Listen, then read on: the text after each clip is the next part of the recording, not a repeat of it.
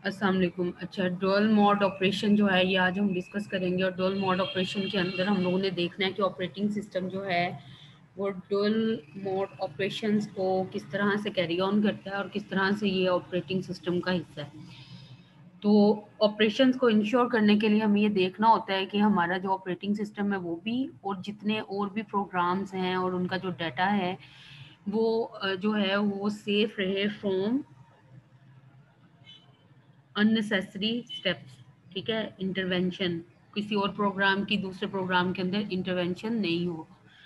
तो इसलिए हमारे लिए जो सबसे इम्पोर्टेंट यहाँ पे जो एक क्वेश्चन आता है ऑपरेटिंग सिस्टम को स्टडी करते वक्त, ये आता है कि जो शेयर्ड रिसोर्सेज हैं, जैसे आपको ऑपरेटिंग सिस्टम के स्टार्ट में ही बताया गया था कि आप लोगों का जो ऑपरेटिंग सिस्टम होता है जो मशीन के हार्डवेयर के साथ आपको इंटरेक्ट करने के काबिल बनाता है, इनेबल करता है, वो एक्चुअली पीछे क्या कर रहा होता है, वो रिसोर्सेज को शेयर कर रहा होता है। लाइक जैसे आपकी मेमोरी है, मेन मेमोरी है, तो वो जो मेन मेमोरी है वो आपका एक रिसोर्स है और वो at a time multiple processes जो हैं उसको यूटिलाइज कर रहे होते हैं।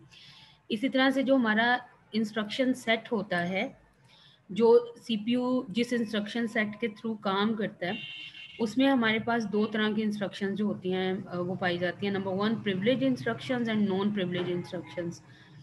प्रिविलेज इंस्ट्रक्शंस जो होती हैं ये नॉर्मली हार्डवेयर ऑपरेशंस का रिजल्ट होती हैं, और नॉर्मल यूज़र और प्रोसेसर जो होता है ना, इनको परफॉर्म नहीं करता।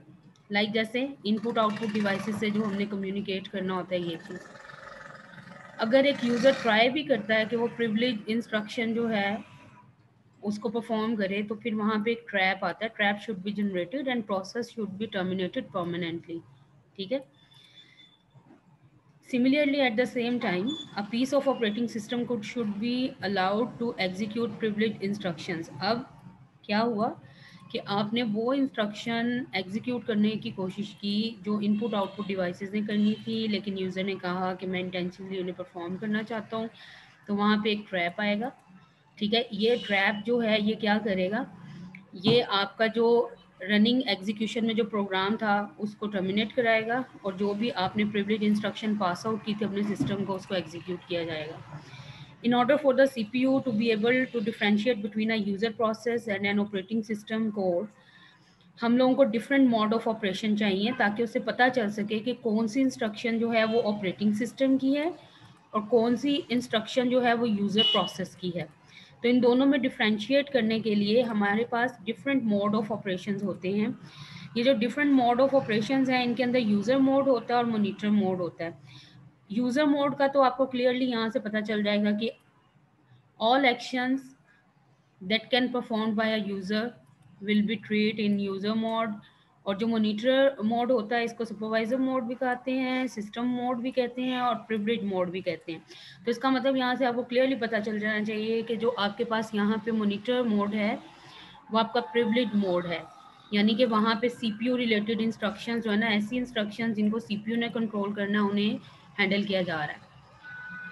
अच्छा, अब इन दोनों में डिफ्रेंशिएट करने के लिए ऑपरेटिंग सिस्टम के ऑपरेशन हैं कि आपके पास कौन से वाला मोड चल रहा है। एक बिट रिक्वायर्ड होती है। लाइक जैसे आपको रजिस्टर्स पढ़ाए गए थे ना असेंबली में, तो आपको बताया गया था वहाँ फ्लैग रजिस्टर होता है।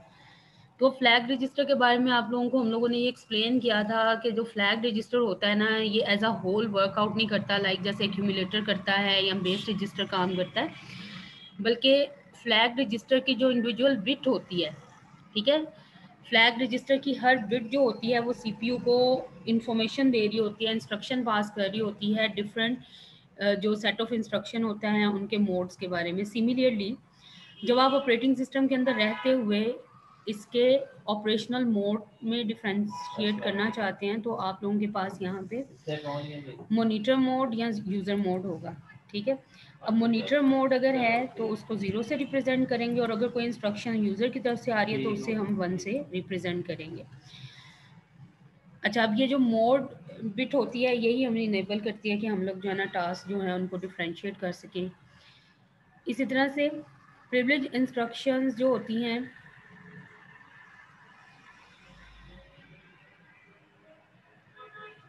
ये यूज़र परफॉर्म करता है by working on designated task, और इसको परफॉर्म करवाने के लिए सिस्टम कॉल्स जो होती हैं उनके थ्रू इन्हें एग्जीक्यूट करवाया जाता है।